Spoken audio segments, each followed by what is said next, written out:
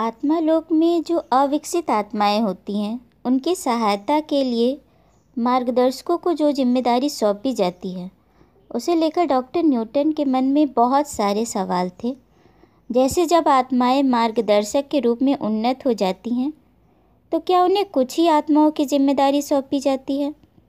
और जब आत्माओं के एक विशाल समूहों को मार्गदर्शकों की ज़रूरत पड़ती है, तब क्या एक विकसित मार्गदर्शक इतनी बड़ी जिम्मेदारी को संभाल लेता है?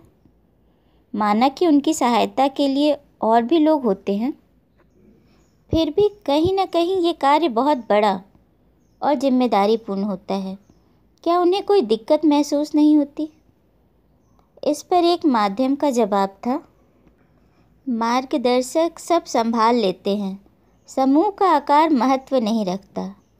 मार्गदर्शक जब एक बार सक्षम हो जाता है और एक शिक्षक के रूप में सफलता भी हासिल कर लेता है, तो उसे कितनी आत्माओं को पढ़ाना है यह कोई महत्व नहीं रखता। कुछ समूहों में तो बहुत अधिक आत्माएं होती हैं और कुछ में बहुत कम।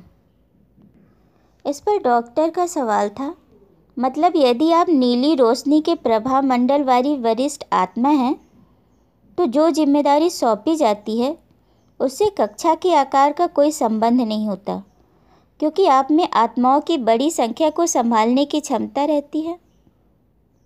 माध्यम: मैंने ऐसा तो नहीं कहा था। यह तो इस बात पर भी निर्भर करता है कि उस समूह में किस स्तर की आत्माएं हैं और उनके मार्गदर्शकों को कितना अनुभव प्राप्त है। आपको नहीं लगता कि बड़े समूहों में उन्हें सहायता भी दी जाती है? लेकिन ये सहायता करता कौन है? माध्यम: वे मार्गदर्शक जिन्हें आपने वरिष्ठ आत्मा कहा था। डॉक्टर: ठीक है, किंतु इनकी भी सहायता कौन करता है? माध्यम: निरीक्षक करते हैं। वे ही वास्तविक स्तंभ होते हैं। डॉक्टर: मैंने यह भी सुना है कि उन्हें मास्टर शिक्षक भी कहा जाता है। माध्यम: वैसे उनकी यह परिभाषा कुछ गलत नहीं है। डॉक्टर: लेकिन वे अपनी ऊर्जा का कौन सा रंग दर्शाते हैं? बैगनी रंग।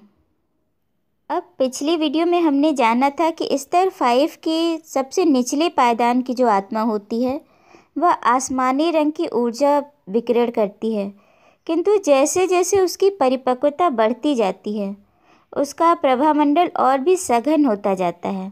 पहले वो मध्य रात्रि के मंद प्रकाश सा नीला होता है और बाद में धीरे धीरे गहराता हुआ बैगनी हो जाता है, और यही आत्माएं स्तर 6 की मास्टर श्रेणी में आती हैं।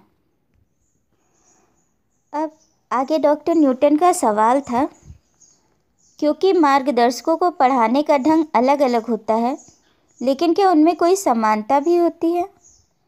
माध्यम: पढ़ाने के प्रति लगन और हमारी सहायता करने की इच्छा। डॉक्टर: तब क्या तुम मुझे यह समझा सकते हो कि आत्माओं को मार्गदर्शकों के रूप में क्यों चुना जाता है? किसी एक विशिष्ट मार्गदर्शक का उदाहरण देकर मुझे बताओ कि इन उन्नत आत्माओं की कौन कौन सी विशेषताएं होती हैं। माध्यम: उनका हमारे प्रति ज़्यादा नर्म न होते हुए भी दयालु होना बहुत ज़रूरी है।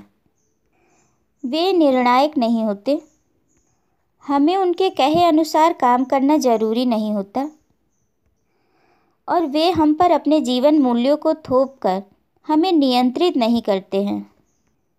डॉक्टर: ठीक है, लेकिन ये तो वे बातें हैं जो मार्गदर्शक नहीं करते हैं, किंतु वे कौन कौन सी महत्वपूर्ण कार्य करते हैं, मुझे ये जानना था।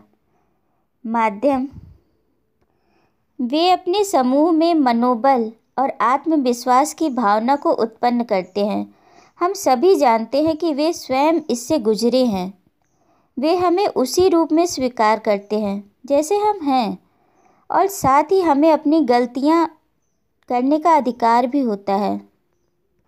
डॉक्टर: मैं यह अवश्य कहूँगा कि मैंने आत्माओं को अपने मार्गदर्शकों के प्रति अत्यंत निष्ठावान पाया है। माध्यम: वह इसीलिए क्योंकि वे कभी भी हमारा साथ नहीं छोड़ते हैं। डॉक्टर, तुम्हारे अपने हिसाब से किसी आत्मा का सबसे महत्वपूर्ण गुण कौन सा होता है? माध्यम, उनमें किसी को प्रेरणा देने की तथा साहस की भावना उत्पन्न करने की क्षमता होनी चाहिए। डॉक्टर न्यूटन का अगला माध्यम अभी बार बार जन्म लेने वाले मार्गदर्शक के कार्यों का उदाहरण है। उसका नाम ओवा है। एक मार्गदर्शक के रूप में उसे सबसे पहले जो जिम्मेदारी सौंपी गई थी, उस आत्मा की उसने प्रत्यक्ष रूप से देखभाल की थी। वह बार बार उसके जीवन में मदद के लिए आता रहा था और उसके कार्य करने के तरीके में अभी भी कोई ज़्यादा बदलाव नहीं आया था। उस समय वह माध्यम एकदम भौचक्की सी रह गई थी जब उन्होंने अपने वर्तमान जीवन में अपने मार्गदर्शक को पहचान लिया था। उस माध्यम के जीवन में ओवा लगभग 50 ईसा पूर्व से एक मार्गदर्शक के रूप में उसकी जिम्मेदारी संभाल रहा था। उस समय उसे एक वृद्ध पुरुष के रूप में दिखाया गया था जो एक ऐसे यहूदी गांव में रहता था जिसे रोमन सैनिकों ने उजाड़ दिया था। और इसी जीवन काल में ये माध्यम एक नवयुवती थी जो रोमन हमले में अनाथ हो गई थी और बाद में वे एक शराब खाने में दासी का काम करने लगी थी। वो लोगों को शराब परोसने का कार्य करती थी और उस शराब खाने का मालिक उसके साथ निरंतर मारपीट करता रहता था। कभी कभी रोमन लोग उसके साथ बलात्कार भी किया करते थे। बहुत अधिक काम, दुर्व्यवहार और हताशा के कारण वो 26 वर्ष की कम आयु में ही मर गई थी। उसी जीवन काल में ओवा, जो कि उसका मार्गदर्शक था, वो एक वृद्ध पुरुष के रूप में था जो उसके प्रति बहुत दयालु था। उस माध्यम का कहना था कि उसी ने ही मुझे खुद पर विश्वास करना सिखाया था। उसी ने मुझे यह भी बताया था कि मेरे इर्द गिर्द जो क्रूर लोग हैं उनकी तुलना में मैं उन लोगों पर आस्था रखूं जो उच्च व कोमल हैं। आगे की अनेक जिंदगियों में ओवा एक विश्वास पात्र मित्र के रूप में आया था। एक बार तो वो भाई के रूप में आया था।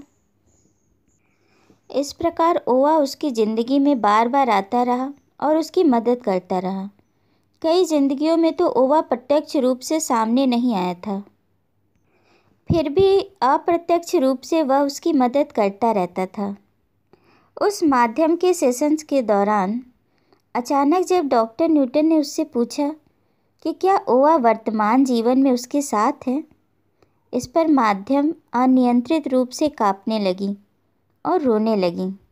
ओवा के बारे में उस माध्यम ने डॉक्टर न्यूटन को क्या बताया, ये हम आगे की वीडियो में जानेंगे।